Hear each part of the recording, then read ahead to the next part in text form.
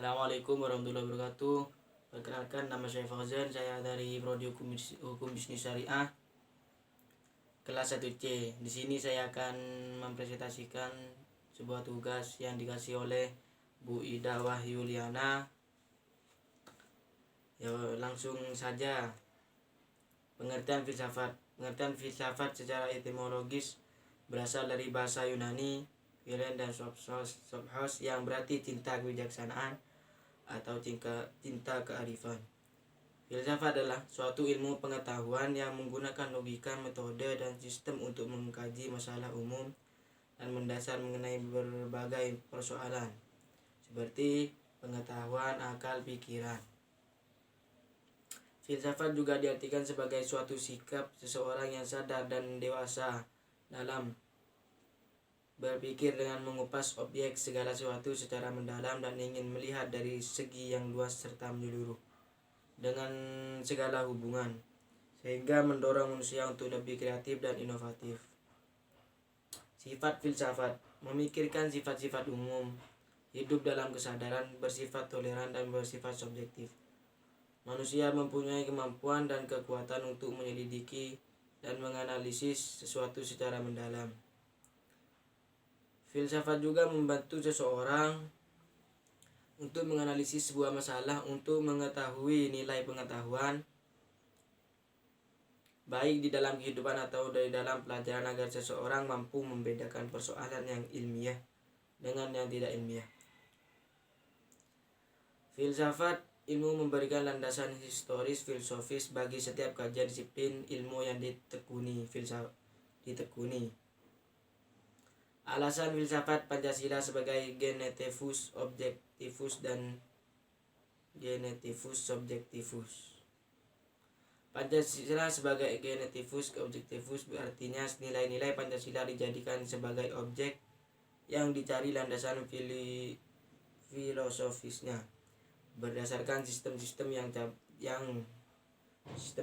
dan cabang-cabang filsafat yang berkembang di barat. Pancasila sebagai genetivus subjektivus artinya nilai-nilai Pancasila dipergunakan untuk mengkritis berbagai aliran filsafat yang berkembang baik untuk menemukan hal-hal yang sesuai dengan nilai-nilai Pancasila. Landasan ontologis, epistemologis, dan aksiologis Pancasila. Pancasila sebagai genetivus subjektivus memerlukan landasan pijak filosofis yang kuat yang mencakup 3 dimensi, yaitu landasan ontologis, landasan epistemologis, dan landasan aksiologis. Landasan ontologis filsafat ilmu, yang artinya sebuah pemikiran filosofis atas hakikat dan raison d'etre sila Pancasila sebagai dasar filosofis negara Indonesia. Oleh karena itu, pemahaman atas hakikat sila-sila itu diperlukan sebagai bentuk pengakuan atas modus eksistensi bangsa Indonesia. Landasan aksiologi Pancasila, yaitu nilai atau kualitas yang terkandung dalam sila-sila Pancasila. Sila pertama mengandung kualitas monoteis, spiritual, kekudusan, dan sakral. Sila kemanusiaan mengandung nilai martabat, harga diri, kebebasan, dan tanggung jawab. Sila persatuan mengandung nilai solidaritas dan keistimewaan, kesetiakawanan. Sila keempat mengandung nilai demokrasi, musyawarah mufakat, dan berjiwa besar. Sila keadilan mengandung nilai kepedulian dan gotong royong. Esensi atau hakikat Pancasila sebagai sistem filsafat, yaitu yang pertama, hakikat sila ketuhanan terletak pada keyakinan bangsa Indonesia bahwa Tuhan sebagai prinsip utama dalam kehidupan semua makhluk. Artinya setiap makhluk hidup termasuk warga negara harus memiliki kesadaran yang otonom. Di situ pihak yang berkesadaran sebagai makhluk Tuhan yang Maha Esa yang akan diminta pertanggungjawaban atas semua tindakan yang dilakukan. 2. Hakikat sila kemanusiaan adalah manusia monopolarasi yang terdiri atas 3 modulas, yaitu susunan kodrat atau jiwa raga, sifat kodrat makhluk, individu, sosial. Kedudukan kodrat makhluk pribadi yang otonom dan makhluk Tuhan.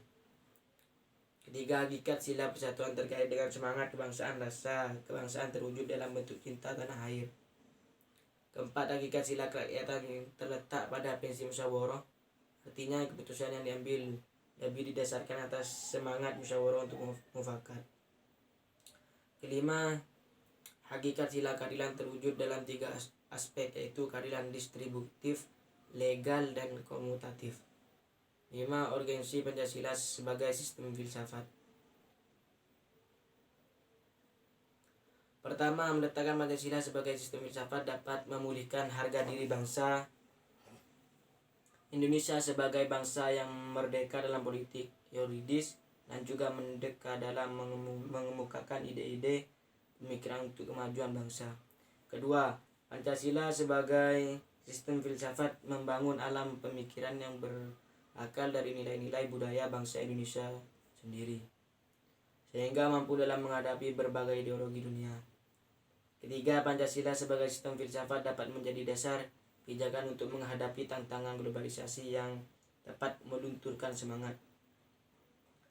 Keempat, Pancasila sebagai sistem filsafat dapat menjadi way of life sekaligus way of thinking bangsa Indonesia untuk menjaga keseimbangan konsistensi antara tindakan dan pemikiran. Sekian dari saya. Wassalamualaikum warahmatullahi wabarakatuh.